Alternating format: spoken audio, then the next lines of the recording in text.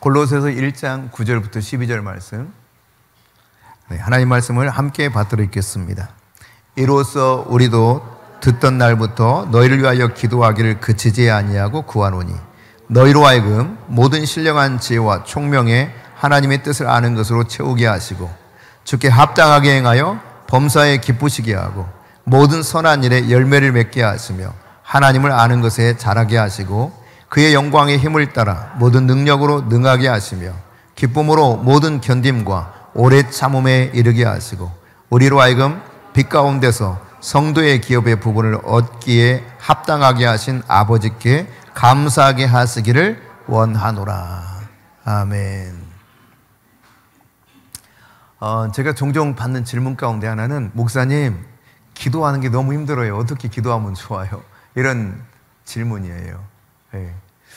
신앙생활 할 때 초기에 이런 고민을 하지 않은 분들은 거의 없을 것 같습니다. 또 신앙생활 오래 했던 분들 가운데서도 도대체 어떻게 기도해야 되는가, 이런 것들에 대해서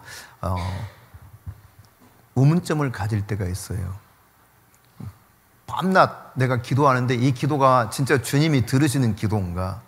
나는 무엇을 위해서 기도해야 하고 내가 어떻게 기도해야 될 것인가? 이런 부분에 대해서 궁금하죠, 당연히. 여러분 궁금하셨어요? 네, 그렇죠. 오늘 그러나 우리가 이런 기도 어떻게 기도할 것인가, 이런 부분들을 배울 수 있는 방법이 있어요. 그것은 성경에 나오는 기도를 잘 살펴보면 됩니다. 예수님은 어떻게 기도하셨는가? 성경에 나오는 인물들은 어떻게 기도했는가? 특별히 오늘 이제 이 바울의 기도를 통해서 우리가 무엇을 위해서 기도해야 되는가, 이걸 깨달을 수 있는 시간이 되리라고 생각합니다. 구약의 이 사람들과 신약의 사람들 기도 내용도 좀 달라요. 구약에 이제 기도하는 사람들은 주로 조금 지금 시대, 신약 시대보다, 성경 속에서 이야기해요, 신약 시대 사람들보다 조금 더 세속적인 것, 세상적인 것에 기도하는 것이 더 많았어요. 그러니까 자기를 위한 기도, 세상을 살아가면서 뭔가 필요한 이런 것들을 구하는 기도가 조금 많은 모습을 볼 수가 있습니다. 그런데 신약 시대에 나타난 이 기도의 사람들의 기도 내용을 잘 살펴보면은 세상에 속한 것이 아니라 하늘에 속한 것에 관심을 두고 기도한 것들을 하나님께서 일부러 이렇게 기록하게 하셨어요. 기도의 내용도 바뀌고 있구나 라고 하는 것을 알 수가 있죠. 예를 들면 여러분, 사사시대는 사사가 최고의 지도자 아니었습니까? 그러니까 최고의 지도자들이 어떻게 기도했는가 보면 알 수 있을 텐데, 예컨대 삼손 같은 경우는요, 사사기 16장 28절에 보면 기도할 때 뭐라고 기도하냐면, 주여 나를 제발 생각해 주시고 나로 다시 한번 힘을 강하게 해달라는 거예요. 삼손이 하나님이 원하지 않는 일들을 하다가 결국 블레셋에 끌려가서 눈알이 뽑히잖아요. 그래서 이제 이 짐승이 이게 돌리게 되는 연자맷돌을 이렇게 돌리게 돼요. 참 비참한 인생을 살게 되죠. 그런데 이 삼손이 이제 마지막 나에게 다시 한번 힘을 주셔서 이 원수 대적들을 다 죽일 수 있도록 이 시간 그 은혜를 베풀어 달라고 그렇게 기도합니다. 여러분 그렇게 기도할 수 있죠. 그러나 여러분, 아무런 죄가 없어요. 정말 진리의 말씀에 사로잡혀서 성령이 이끄시는 대로 말씀을 전하며 살았던 7명의 집사 가운데 사도행전 7장에 보면 스데반을 언급하고 있는데요. 6장 7장에 스데반 이야기가 나오는데, 스데반이 돌에 맞아 죽어가면서 기도하는 장면이 이 스데반 집사의 기도가 이 사도행전 7장에 있습니다. 59절 60절에 보면 이렇게 기도해요. 내 영혼을 주님 받아주세요. 이제 마지막이니까 내 영혼을 받아달라. 그 다음 무슨 기도를 합니까? 무릎을 꿇고 간절히 그가 기도하는 내용은, 주님 저들에게 그 죄를 돌리지 말아주세요. 용서해달라는 거죠. 저들이 나를 지금 돌을 쳐서 죽이지만 저들을 불쌍히 여겨달라는 이 기도를 하고 있습니다. 그럼 파년이 다르죠. 네. 구약에서 기도의 사람 그러면 누구를 먼저 여러분 떠올릴 수 있어요? 구약에서 기도 그러면 진짜 이 사람이야말로 내가 이 사람 닮아서 기도하고 싶다 하는 사람이 있을 겁니다. 다윗이죠, 다윗. 예. 다윗은 예배의 사람이요, 기도의 사람이었어요. 근데 이 다윗의 기도를 보면은 종종 이런 많은 부분들이 이런 유사한 기도를 하거든요. 예컨대 심할 때는 이렇게 표현해요. 대적의 이빨을 뽑아주십시오. 원수놈의 이빨을 다 뽑아버리는 거예요. 여러분 얼마나 스트레스 받고 힘들면 이빨이 빠지는 일도 있으면 얼마나 고통스러울 때예요. 근데 이빨을 그냥 다 뽑아버린다는 거예요. 생이빨 다 뽑아달라는 거예요. 아마 우리의 이 가슴이 시원하다 이렇게 느낄 수도 있을 거예요. 아이고 나도 저렇게 한번 기도해 봤으면 좋겠다. 그런 마음이 들 수도 있죠. 이해합니다. 예. 근데 이 다윗이요, 저들의 계획이 다 무너지게 만들어 달라고 그래요. 완전히 혼란스럽게 되게 해달라는 것입니다. 그리고 하나님, 저들에게 진노와 분노를 부어주셔서 저들뿐만 아니라 아들들도 망하게 해주시고 두렵게 떨게 해주세요. 막 이런 기도를 해요. 저들이 지금 나를 위해서 웅덩이를 파고 올무를 놨는데 저들이 그 웅덩이에 빠지고 올무에 걸리게 해주세요. 참 얼마나 힘들었으면 이런 기도했겠어요. 원수를 갚아달라는 기도거든요. 그러나 이런 기도 아무나 할 수 있는 기도도 아니지만 이처럼 이 구약 성경에 나타난 기도의 내용들을 보면은 대체로 자기 자신을 위해서 세속적인 어떤 그런 목적에 조금 더 집중되어 있는 경향을 볼 수 있다는 이야기죠. 근데 예수님이 어떻게 했는가를 보세요. 예수님의 가르침 가운데 최고의 가르침은 산에 올라가셔서 제자들에게 말씀하셨던 그 교훈의 말씀이죠. 산상수훈이라 그러죠. 마태복음 5장 이제 43절부터 45절에 보면은 예수님이 뭐라고 말씀하셨느냐? 너희들이 율법을 통해서 배우기는 이웃을 사랑하고 원수를 미워하라 이렇게 들었지 그래요. 구약 성경에 보면 그렇거든요. 예를 들면 이는 이로, 눈은 눈으로 갚으라 그랬거든요. 근데 나는 너에게 말하는데 뭘 이야기한다는 겁니까? 너희 원수를 사랑하고 너희를 핍박하는 자, 박해하는 자를 위해서 뭘 하라? 기도해라. 그래야 이렇게 할 때 하늘에 계신 너희 아버지의 아들이라고 그렇게 인정을 받게 된다는 거예요. 여러분, 똑같아요? 아니면 완전히 확연히 다릅니까? 구약에서 말하는 것과 신약에서 말하는 것이 너무 달라요. 원수를 사랑하고 핍박하는 자를 위해서 기꺼이 기도하라는 것이죠. 네, 여러분, 우리가 죄를 범하면 죄 때문에 거룩한 분노를 일으키시는 분이 주님이십니다.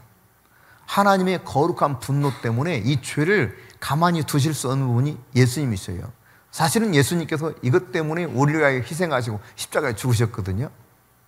그러니까 예수님이 십자가에서 죽으신 이유는 우리들의 죄로 인한 하나님의 거룩한 분노로 도저히 이것을 간과할 수 없었기 때문에 하나님께서 이 세상에 보내신 예수님이 그 아버지의 뜻을 따라서 자신이 이 모든 죄와 저주를 짊어지고 십자가에서 죽으셨습니다. 그로 인해서 여러분, 우리의 이 죄 문제와 저주의 문제가 해결되게 하시고 세상에 평강이 들어오게 하신 거예요.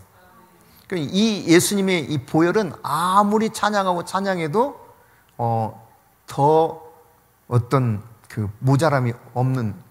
모자라지 않죠. 계속해서 찬양해요. 예수님의 보혈, 예수님의 피, 날 위해서 흘리신 그 보혈의 은혜를 매일매일 늘상 찬양해도 그 찬송이 부족할 겁니다. 근데 예수님께서 이렇게 우리를 위해서 보혈을 흘리신 것이 끝이 났습니까? 그렇지 않습니다. 하늘로 올라가신 이 상태 속에서도 여전히 우리를 위해서 그분은 여전히 말씀하고 계시고 우리를 위해서 중보하고 계시는 분이시거든요. 우리는 여러분 다른 사람들을 위해서 긍휼을, 하나님 저들을 긍휼히 여기십시오 이렇게 기도해야 될 사람이라고 하는 것을 성경이 잘 가르쳐주고 있어요. 예수님의 뜻을 가장 잘 깨닫고 물려받았던 사람 중에 한 사람은 누구냐?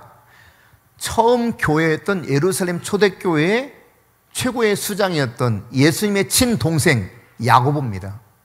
이 야고보가 야고보서 2장 13절에 뭐라고 말하느냐? 긍휼이 심판을 이긴다 그랬어요. 그러니까 내가 원수에게 그냥 갚아줘야 내가 이기는 것이 아니라 그 사람을 긍휼히 여기는 것이 오히려 이기게 된다는 거예요. 나폴레옹에는 여러 부하들이 있었지만 그 중에 부하 하나가 이 죽을 짓을 했습니다. 그래서 나폴레옹이 그를 사형에 처하도록 결정을 내린 바가 있어요.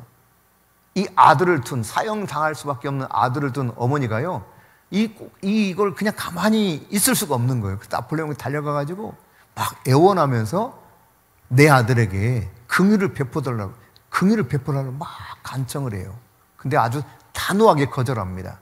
이 녀석은 더 이상 긍휼을 받을 수가 없다는, 긍휼히 여기면 받을 수 없다는 거예요. 벌써 두 번째라는, 두 번째. 한 번은 불쌍히 여기서 용서해 줬는데 똑같이 죽을 짓을 두 번이나 했으니 죽어야 마땅하다는 것입니다. 안 된다는 거예요. 근데 이 어머니가 물러납니까? 쉽게 안 물러나죠.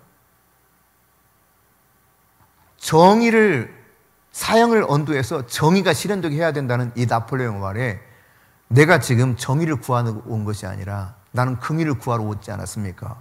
이야기하면서 사정 안에도 안 들으려고 막무가내예요. 그러자 이 어머니가 하는 말이 그렇습니다. 맞습니다. 내 아들은 당연히 사형에 처할 만한, 긍휼을 받을 만한 자격이 없습니다. 그 녀석은 죽어 마땅합니다.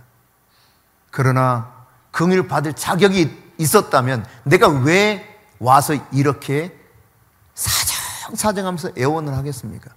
맞죠, 여러분? 긍휼을 받을 만한 자격이 있으면 그렇게 사정할 필요가 없죠. 긍휼을 받을 만한 아무런 자격이 없어요. 그러니까 엄마가 너무너무 애타서 긍휼히 여겨달라고, 내 아들을 용서해달라고 간청하는 이유는 자격이 있어서가 아니라 자격이 없기 때문에 그 긍휼을 구하고 있는 것이죠. 제가 구하는 것은 단 한 가지입니다. 긍휼입니다. 긍휼을 베풀어 주세요. 나폴레옹이 이 어머니의 말에 설득을 당해서요, 다시 이 사람을 살려준 일화가 있습니다. 여러분, 우리가 긍휼이 심판을 이긴다는 사실은 이 세상 삶에서도 드러나고 있는 거예요. 예수님께서 그 공생에 사시는 동안 얼마나 많은 핍박을 받았습니까? 이유 없이 핍박을 받았거든요. 본인이 잘못한 게 아무것도 없음에도 불구하고 가는 곳마다 어려움을 당했어요. 그러니까 사실 막 경로해도 모자라지 않을 겁니다. 근데 그런 상황 속에 있음에도 불구하고 단 한 번도 나를 저렇게 핍박하는 자를 해하여 달라고, 멸망시켜 달라고 기도한 적이 단 한 번도 없어요. 누가복음 9장 52절부터 56절에 보면은 예수님과 예수님의 제자들이 이렇게 쭉 한 마을을 이렇게 들어가면서 예루살렘 향해서 가거든요. 근데 이 마을 사람들이 거기 못 지나가게 해요. 그러니까 화가 나서 제자 중에 야고보와 요한이 하늘로부터 불을 내려가지고 저놈들은 싹 태워버리면 어떨까요? 이렇게 예수님께 말씀을 드려보거든요. 그래서 예수님이 책망하십니다. 사실 여러분, 마가복음 3장 17절에 보면 이 야고보와 요한이 얼마나 성격이 급한 사람인 걸 알 수 있어요. 그 별명이 뭐라고요? 우레의 아들. 그냥 바바바방! 그냥 뭐 즉각적으로 반응하는 거예요. 그냥 불의를 보면 못 견뎌요. 그냥. 속상하면 못 견뎌요. 그냥 보통 못 견디는 게 아니에요. 그냥 한 방 맞으면 그냥 10방을 치든지 그냥 단번에 죽이든지 속이 후련하게. 우레가 떨어지면 죽잖아요. 우레, 오죽하면 이 별명을 우레의 아들이라 그랬겠어요. 근데 이들이 요구하는 것이 일면 타당성이 있을지 모르지만 주님의 방법과 맞지 않는 거예요. 그래서 주님께서는 어떻게 했느냐? 그렇게 하지 말고 우리 그럼 돌아가자. 빙 돌아가요. 시간이 많이 걸리고 힘들죠. 그리고 힘들지만 그냥 그걸 다 내려놓고 다 아웅다웅 싸우지 않고 그냥 그렇게 갑니다. 이게 예수님이셨어요. 여러분, 누가복음 23장 보면은 예수님이 십자가에 처형당하는 장면이 나오거든요. 거기 34절에 예수님께서 죽어가시는 그 상황 속에 로마 병제들을 향해서 하나님께 호소합니다. 뭐라고 말합니까? 예. 저들이 알지 못하기 때문에 지금 이 일을 한다는 거예요. 그러니까 저들에게 죄를 돌리지 마시고 용서해 달라는 것입니다. 여러분, 수많은 사람들이 자기가 하는 일을 왜 하는지 모릅니다. 물론 그냥 이성적으로는 내가 왜 이렇게 하는가 안다고 생각하죠. 하지만 사실은 어둠의 영역에 속을 때가 많거든요. 왜 본인이 그렇게 지금 난리를 치는지 나중에 왜 내가 그랬지? 이런 경우들이 종종 있어요.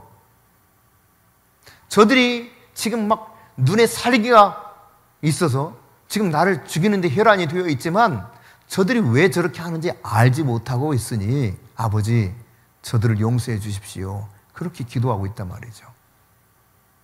구약시대는요, 잘못하면 그냥 죽이는 일 예사였어요. 예컨대 부모에게 함부로 하는 사람들은 어떻게 하라 그랬어요? 장로들이 끌고 가가지고 그걸 확증시키고 죽이라 그랬습니다. 그러니까 여러분 지금 여기 아이고 앉아있을 사람이 별로 안 보이는데 구약시대에 살지 않은 걸 다행으로 여기세요. 반드시 죽이라 그랬거든. 여러분, 우리 주변에 이 점쟁이들, 무당들이 있어요, 없어요? 있죠? 특정한 지역에 가면 아주 집단적으로 몰려 있어요. 굉장히 많습니다.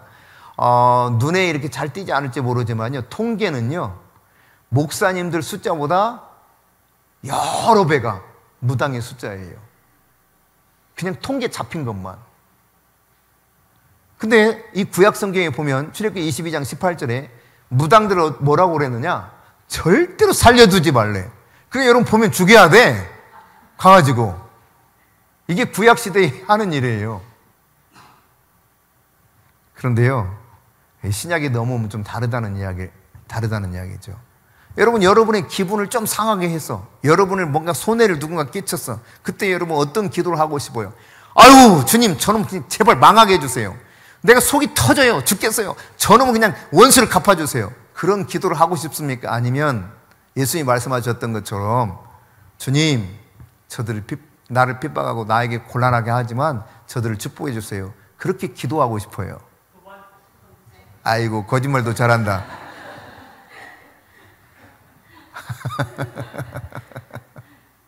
그건 원함이지, 원함. 진짜. 그래. 원함은 나에게 있으나 실상은 어떻게 해요? 조금도 손해를 안 보려고 해. 조금도 어려움을 나에게 주는 자에게 가만히 놔두고 싶은 마음이 없어요. 막 어떻게 해서라도 갚아주려고 해. 근데 성경은 반대로 가르치고 있다는 사실입니다. 핍박하는 자를 위해서도 기도하라는, 원수까지도 사랑하라. 네. 이 사랑은 아가파오의 사랑인 거 아시죠? 네. 어떤 그 조건도 없이 무조건적인 사랑이에요. 내 원수를 그렇게 사랑하라. 나를 핍박하는 자에서 그렇게 사랑으로 기도하라. 주님의 가르침입니다. 제가 어렸을 때는요, 마을에 자동차 하나만 들어와도 막 애들이 난리였어요. 자동차 보기가 쉽지 않았거든요. 그 자동차 하나가 들어와가지고 막 황토끼를 달리면서 쫙 먼지를 일으키면서 가잖아요. 뿌옇게 연기가 일어납니다. 뭐 연기처럼 막 그 흙먼지가 막 일어나요. 그래도 좋다고 막 달려가. 그 속에 먼지 그냥 막 다 마시면서 야, 이놈들아 따라오지 마 해도 막 정신없이 따라가요. 뭐 애들이 줄줄이 따라갑니다. 예전에 이제 운송수단으로서는 그 당시 제가 어렸을 당시에 이제 제가 살던 지역은 운송수단으로 어떤 그런 자동차보다도 주로 많이 썼던 게 뭐예요? 소달구지. 뭐 아마 이제 서양에서는 마차가 더 많았겠죠. 예. 말이 끄는 힘, 이걸 마력이라 그러거든요. 자동차도 마력으로 환산해가지고 이 자동차가 힘이 얼마나 있는가 이렇게 표시를 하잖아요. 근데 마차가 힘이 있어요? 자동차가 힘이 있어요? 마차가 빨리 가요? 자동차가 훨씬 빨리 가요? 너무너무 지금 차이 나잖아요. 지금 이제 날아다니는 자동차가 곧 이제 여러분 눈앞에 나타날 거란 말이에요. 예. 주문하기 위해서 좀 준비하고 계세요. 날아다니는 자동차. 예. 얼마 안 걸릴 겁니다. 예. 아마 몇 년 안에 여러분 눈앞에서 지금 볼 수 있게 될 거예요. 그런데 과거에는 이렇게 소나 말이나 짐승들이 끄는 그 달구지 같은 거 하나에 이렇게 싣고 다녔어요. 여러분, 과거와 지금이 다르잖아요. 하나님의 역사도 그렇습니다. 물론 다른 존재 자체가 다른 것은 아니지만 구약 성경에 나타난 성령님과 신약 시대에 나타난 성령님은 좀 달라요. 어떻게 다르냐? 구약 시대는 성령께서 아무에게나 막 기름 부어서 능력을 주시지 않았습니다. 특정한 때에 특정한 사람에게만 기름 부어 주셔서 특정한 일을 하게 하셨습니다. 그런데 신약 시대는 그렇지 않습니다. 예수를 믿는 모든 자에게 예수 그리스도의 영신 성령님이 내 안에 내주하셔요. 나를 성전 삼으셨어요. 그러니까 구약 시대에는 따라서 외부에서 이렇게 성령께서 기름 부어서 역사에서 그것도 가끔씩 아주 드물게 성령이 일하셨거든요. 그러나 신약 시대는 그렇지 않아요. 말씀드린 것처럼 예수를 믿는 자에게 성령이 들어오셨다는 이야기는 예수 믿는 모든 자에게는 성령이 내주하신다는 이야기입니다. 사도행전 2장 17절 18절에서 요엘서 2장 28절을 인용하면서 말씀하고 있잖아요. 모든 사람에게 내 영을 부어주겠다. 그래서 어떻게 된다는 것입니까? 이 말세에는 성령 안에서 자녀들이 예언을 하고 어린 자녀들이 예언을 해요. 청년들이 환상을 보고 늙은이들은 꿈을 꾸리라. 그러니까 모든 세대에 다 아우러서 남종이든 여기든 할 것 없이 모든 이에게 성령을 주어서 성령 안에서 살게 하신다는 이야기입니다. 그러니까 특정한 사람이 아니라 다 가능하게 만들어 주셨다는 이야기예요. 게다가 여러분 구약시대는 성령이 임했다가도 이 사람이 죄를 범하면 성령이 떠나버렸어요. 그래서 사사기 16장 20절에 보면 죄 가운데 있었던 사람에게서 성령이 떠난 것을 분명히 말씀하고 있거든요. 그런데 신약시대는 달라요. 신약시대에는 요한복음 14장 16절 17절에 말씀하고 있는 것처럼 성령께서 우리 안에서 영원히 함께해요. 영원히. 할렐루야입니다. 내 안에서 영원히 함께 하시는 거예요. 내주하시는 성령님이 늘 함께 하시는 것입니다. 그러니까 이런 것을 통해서 살펴본다면 내가 이 시대에 사는 것이 얼마나 감사한지 몰라요. 근데 이 성령은 사실 모든 능력의 근원이거든요. 로마서 8장 9절 같이 읽어보겠습니다. 시작. 만일 너희 속에 하나님의 영이 거하시면 너희가 육신에 있지 아니하고 영에 있나니 누구든지 그리스도의 영이 없으면 그리스도의 사람이 아니라. 내가 예수 그리스도를 믿는다면 내 안에 누가 있다? 예수 그리스도의 영, 성령이 계시다는 거예요. 이 성령이 모든 것의 능력의 근원이에요. 근데 그 성령이 영원히 떠나지 않을 것을 예수님이 약속하셨어요. 영원토록 너희와 함께 할 것이다. 이렇게 말씀하고 있거든요. 성령에 따라서 살았던 사람 가운데 구약시대의 대표적인 사람 들라치면 다윗일 겁니다. 다윗. 그러나 우리가 다윗의 기도를 잠깐 이렇게 생각해 봤지만 다윗도 자기 자신의 문제에 집중해서 기도했단 말이죠.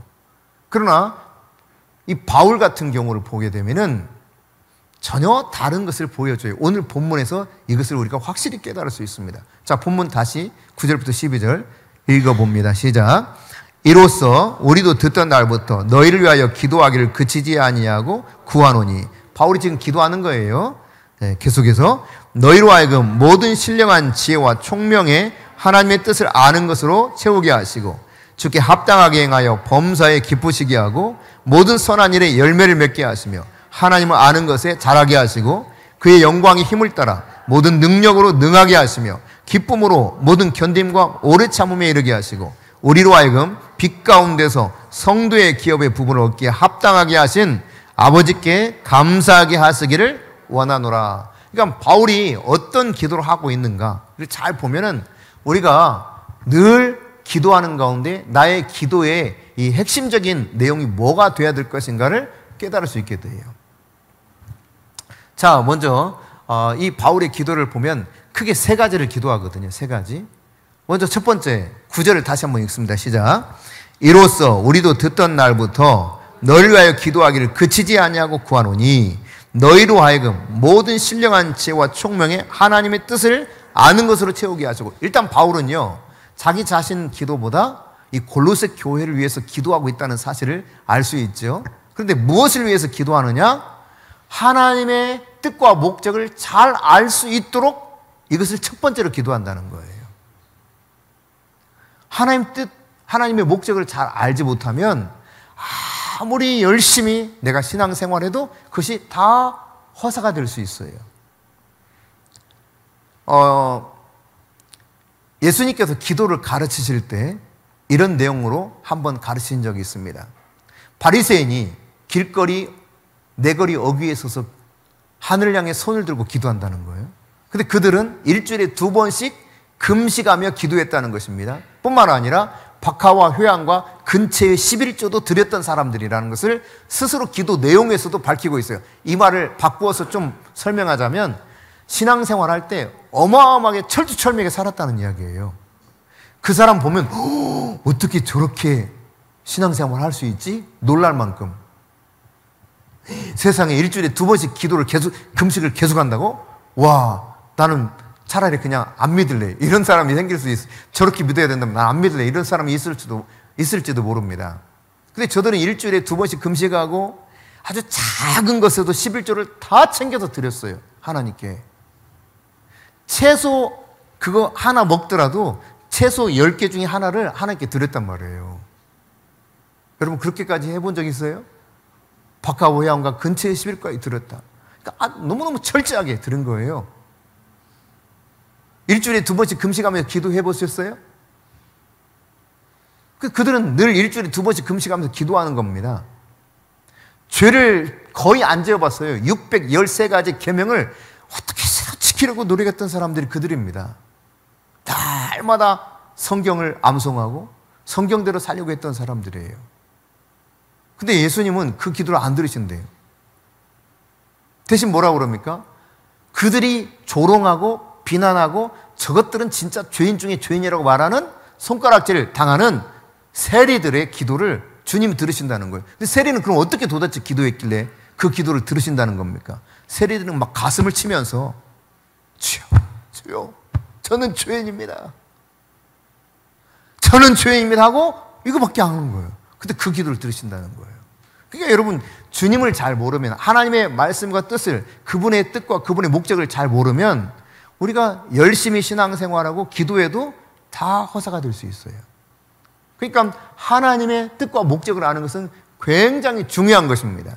그래서 바울이 이 골로새 교인들을 위해서 기도할 때 이 하나님의 목적 저들이 알게 해달라고 하나님의 뜻을 알게 해달라고 기도하는 거예요.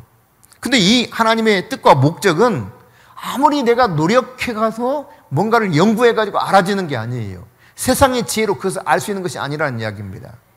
반드시 신령한 지혜와 총명이 필요해요. 그래서 바울이 신령한 지혜와 총명을 부어주셔서 하나님의 뜻을 저들이 잘 알게 해주세요. 이것을 기도했어요. 우리의 기도가 가장 먼저 정말 간절하게 기도할 것은 주여 나에게 신령한 지혜와 총명을 부어주사 내가 하나님의 뜻을 잘 알게 해주세요. 내 아들이 내 딸이 나의 가장 사랑하는 이들이 하나님의 뜻을 잘 알 수 있도록 주여 간절히 구합니다. 이 기도를 드리는 것이 매우 매우 중요하다는 것이죠. 그런가 하면 여러분 바울이 두 번째로 뭘 위해서 기도하는가? 자, 10절을 보겠습니다. 같이 읽습니다. 주께 합당하게 행하여 범사에 기쁘시게 하고, 그러니까 무엇을 위해서 기도하라냐면 주님을 기쁘시게 하는 일, 하나님을 모든 범사에 기쁘시게 하는 그 일을 위해서 기도했어요. 하나님, 저 골로새 성도들이 무슨 일을 하든지 하나님을 기쁘시게 하게 해 주십시오. 이걸 기도했던 거예요. 그럼 우리는 이 기도의 내용들을 잘 살펴보면 어쩌면 구약시대의 사람들이 기도했던 것처럼 자신의 개인적인 세속적인 일에 기도의 모든 것들이 다 집약되어 있을지 모릅니다. 그런데 신약성에 나타나는 기도는 이것들과 좀 달라요. 예수님께서도 말씀하셨잖아요. 너희가 먼저 그의 나라와 그의 뜻을 구하라. 그리하면 이 모든 것을 너에게 더하시리라. 여러분 아까 찰리 커크에 관한 이야기를 잠시 했었는데 찰리 커크가 18살 때부터 주님을 위해서 자기 인생을 다 드렸습니다. 대학도 포기했어요. 그는 대학 가는 걸 선택하지 않고 오히려 젊은이들을 찾아가서 고등학교, 대학교 찾아가서 진리를 이야기하고 그들과 토론하면서 왜 생명 되신 예수를 영접해야 되는가? 그를 믿고 따르면서 자유를 위해서 살아야 되는가? 이런 것들을 선포하면서 다녔던 거거든요. 그 인생 가운데 근데 어떻게 됩니까? 막강한 영향력을 하나님이 그에게 주시는 거예요. 전 세계 사람들이 이 찰리 커크 이름을 듣게 만들어 주신 거죠. 예.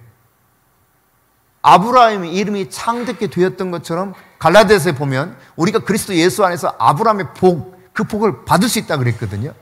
그러니까 우리의 이름이 말이죠. 우리가 주님을 위해서 살게 되고 주님을 범사에 기쁘시게 하고자 집중하면 내가 노력하지 않아도 하나님이 행하시는 일들을 보게 하신다는 이야기입니다.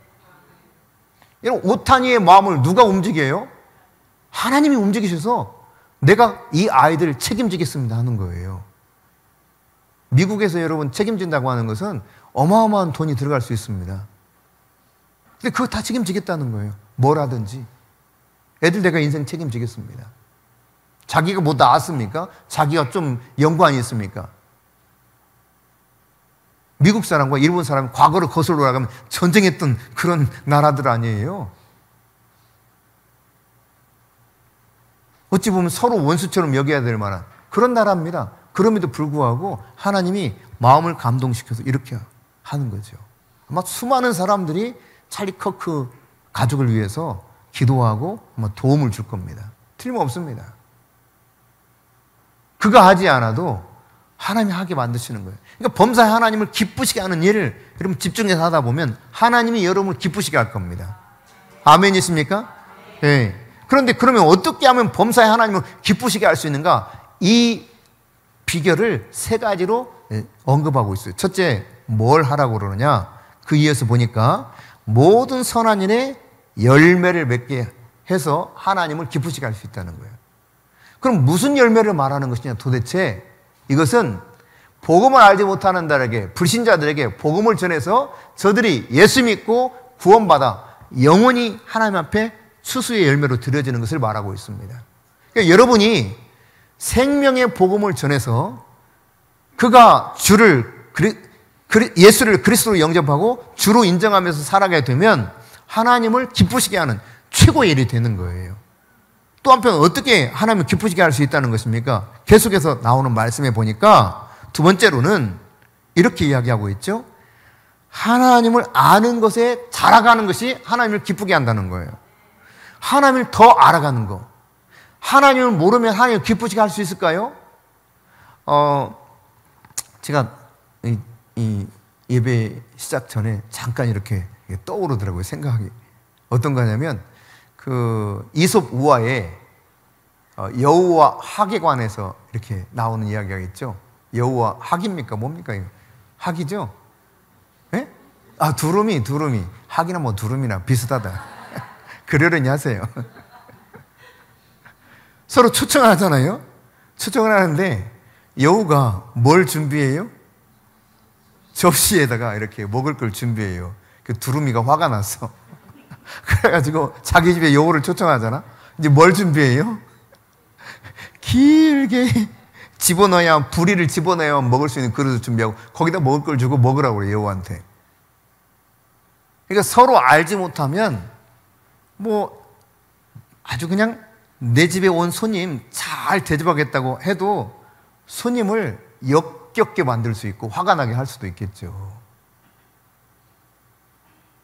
그러니까 내가 상대방을 알아야 상대방을 기쁘게 할 수 있는 거예요. 어떻게 상대방을 모르는데 상대방을 기쁘게 할 수 있겠어요? 그러니까 하나님을 기쁘시게 하기 위해서는 하나님을 알아가야 된다는 이야기입니다. 여러분이 하나님을 계속해서 알아갈 수 있기를 바랍니다. 알아가는 일에 계속 자라갈 수 있기를 바랍니다. 하나님을 알 때, 계속 자라가게 될 때, 이 자녀가 성장해서 청년으로, 청년에서 아비로 자라가는 모습들을 보여주기를 성경이 요구하고 있지 않습니까? 그럼 어떻게 우리가 자라갈 수 있어요? 하나님을 알려면, 하나님 아는 것에 자라가려면, 하나님이 어떤 분인가 알려면 반드시 하나님의 말씀을 봐야 됩니다. 이 하나님의 말씀을 보지 못하면 절대로 하나님을 제대로 알 수가 없어요.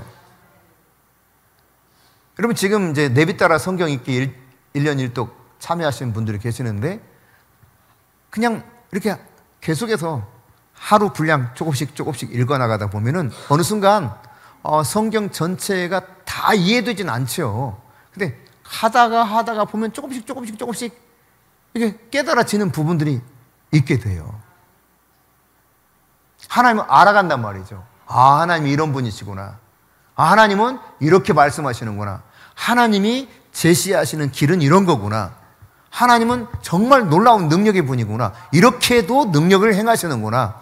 그런데 그 능력이 나와 무관한 것이 아니라 내가 그 능력의 하나님을 인정하게 되면 이렇게 될 수 있구나. 하나하나 알 수 있는 거예요. 하나님을 알아가는 성경 말씀에 여러분이 여러분의 시간과 에너지를 쏟아 부을 수 있기를 바랍니다. 매일매일 하나님의 말씀을 읽으십시오. 하나님의 말씀을 연구하고 공부하십시오. 배울 수 있는 기회를 붙드세요. 하나님이 어떤 분인가를 알게 되는 이 기회를 계속 배워가야 돼요. 여러분 예수님은 제자 삼으라 그랬잖아요. 가서 제자 삼으라 그랬거든요. 제자들에게 요구한 게 제자 삼으라예요.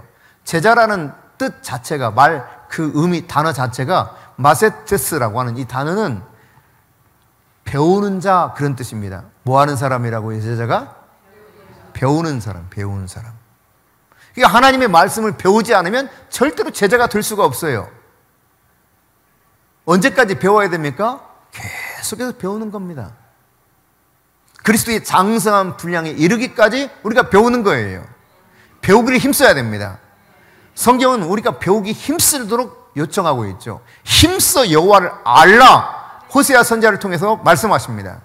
그러니까 우리가 열심히 하나님을 알아가려면 성경을 통해서 계속 배워갈 때 하나님을 알아갈 수 있는 거예요. 이것이 하나님 기쁘시게 해요. 어떻게 하나님을 기쁘시게 할 수 있느냐? 11절입니다. 시작. 그의 영광의 힘을 따라 모든 능력으로 능하게 하시며 기쁨으로 모든 견딘과 오래 참음에 이르게 하시고 그렇습니다. 여러분 하나님의 영광의 힘을 따라서 능력으로 강해질 때 하나님 기뻐하시는 거예요. 여러분의 자녀가 비실비실해. 그러면 여러분 기뻐요? 가슴이 막 무너지죠? 그러나 막 강해져. 모든 면에서 지정의 모든 면에서 다 강해지는 거. 그러면 얼마나 흐뭇하고 기뻐요? 하나님 기쁘시게 할 수 있는 것은 내가 강해지는 거예요. 근데 내가 강해지는 방법이 뭐냐? 내가 노력하면 되는가? 내가 세상의 모든 것을 취하면 강해지는가? 그렇지 않아요. 그의 영광의 능력에 따라서 내가 강해지는 거예요. 그분이 공급해 주시는 힘을 통해서 내가 강해지는 것입니다.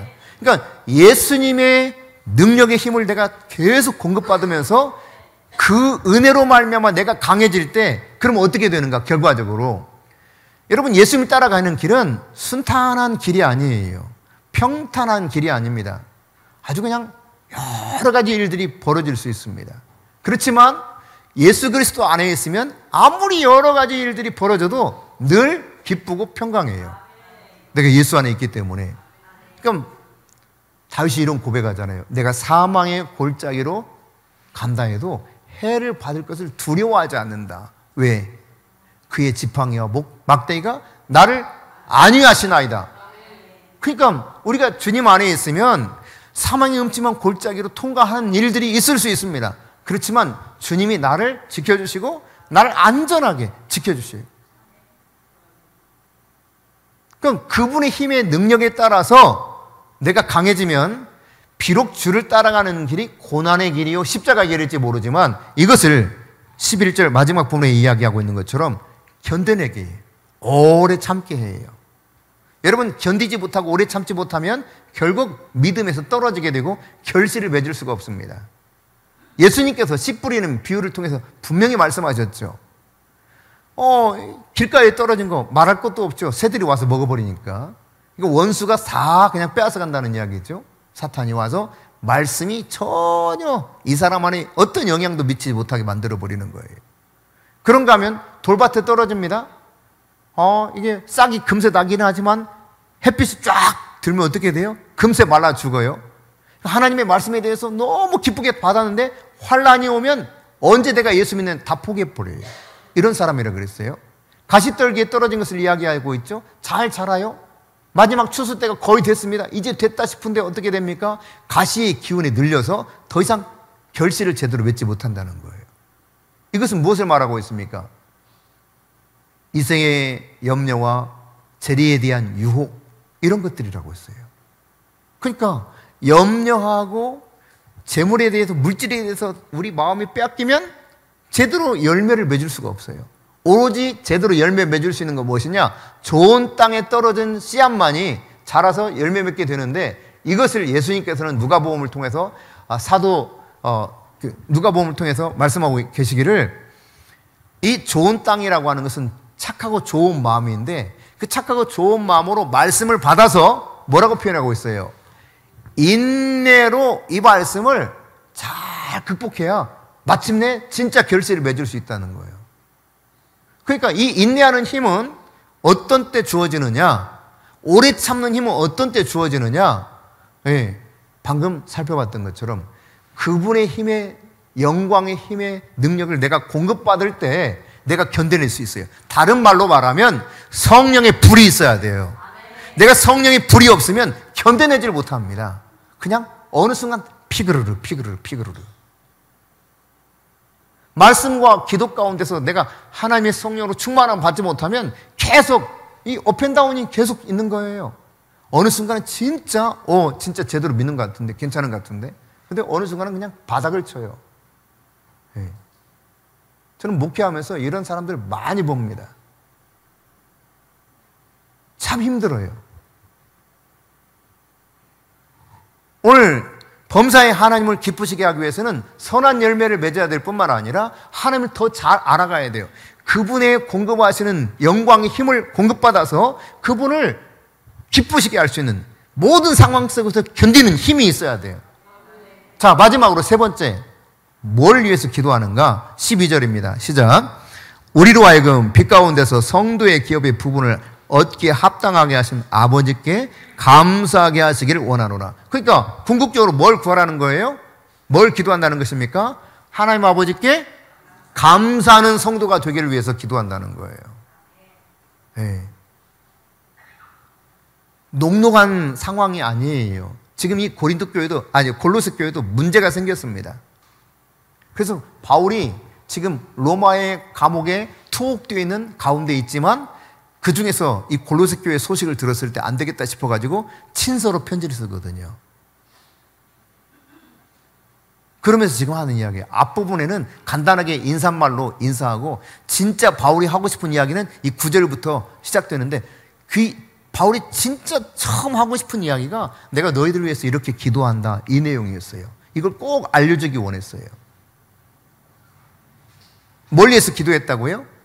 어떻게 해서든지 하나님의 목적과 뜻을 알기를 위해서 기도하고 있다는 거예요. 하나님의 목적과 뜻을 알지 못하면 자꾸 엉뚱한 길로 가게 됩니다. 여러분, 신천지에 빠지는 사람들 왜 그래요? 하나님의 목적과 뜻을 제대로 알지 못하기 때문에 그래요. 하나님 아는 것을 잘 알아가지 못했기 때문에 그래요. 그냥 헤매는 거죠. 근데 이 시대에도 지금 바울이 골로새 교회 편지할 때도 이 골로새 교회 문제가 생겼는데, 어떤 문제냐면 복음이 진짜 선포되고 증거되어서 교회가 섰는데 이 속에 누가 들어왔느냐?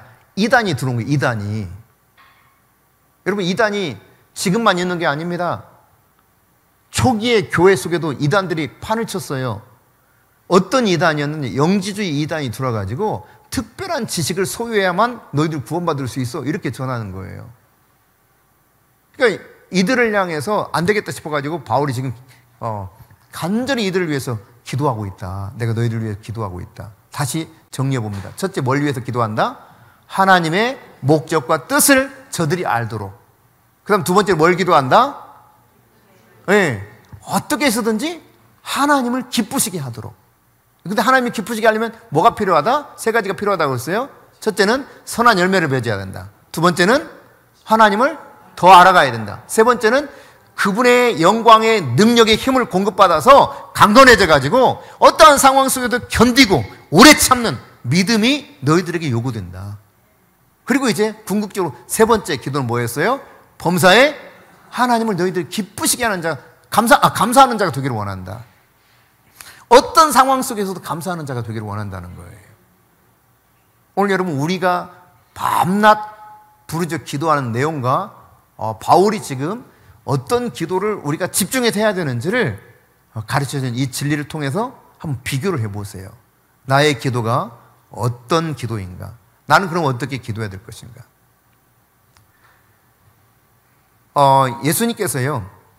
예수님께서 공생에 사시는 동안 기도의 모범을 보여주셨잖아요. 마가복음 1장 45절에 보면 새벽 미명에 가서 기도하셨고, 누가복음에서는 밤이 맞도록 기도한 것을 이야기하고, 그래서 제자들 그 후에 선택하죠. 그런가 하면은 예수님께서는 피땀 흘려 겟세마네 동산에서 기도하십니다. 그러니까 매사에 기도하셨어요. 아버지로부터 말씀을 듣지 않으면 말하지 않았고, 아버지께서 보여주시는 것을 보지 않으면 행하는 일이 없다고 그랬어요. 그러니까 기도 가운데 그의 음성을 듣고 기도 가운데 아버지가 보여주시는 데만 했다는 이야기죠. 그렇기 때문에 수많은 사람들이 새벽부터 막 몰려왔어요.